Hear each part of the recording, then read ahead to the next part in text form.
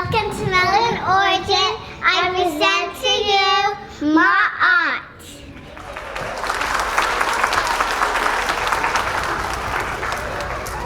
They're ready for you.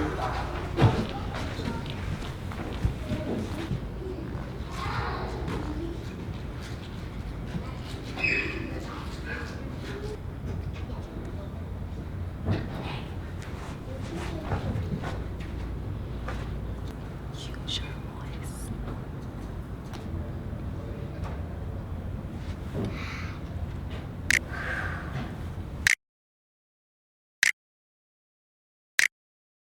The intangible inner essence we call greatness that produces the fruits of the spirit spoken about in series 2 is actually tangible if you tap into the source, which we call the all in all. I'ma break it down, of course. See, in life, we always have an option. We have choice. So the concept of muh-aht was given to little boys and girls who took it with them around the world. Origination, cradle of civilization.